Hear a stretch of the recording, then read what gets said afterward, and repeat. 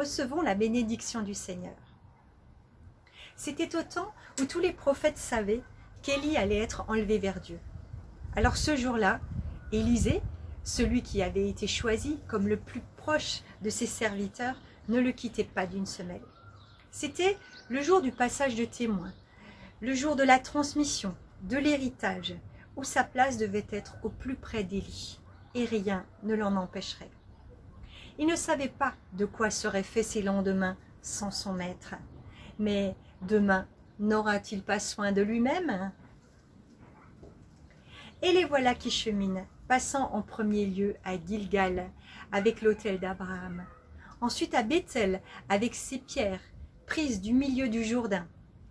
Puis à Jéricho, ville où la bataille s'est terminée par une énorme victoire. Et enfin, la traversée du Jourdain pour une mission nouvelle.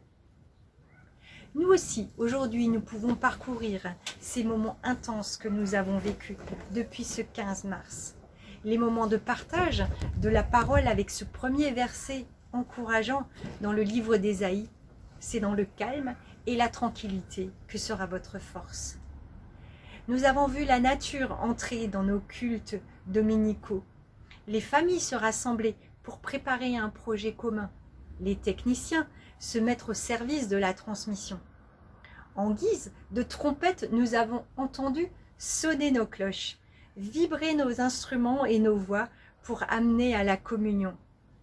Notre joie s'est manifestée dans nos chorégraphies, nos diverses études de la parole, puis jusque dans nos prières, nourries d'espérance, et même avec le partage de la Sainte Seine le jour de Pâques. Alors, quel ange allez-vous être demain, à l'heure d'une liberté retrouvée? Que vaut-il mieux? Demande un jour un prophète.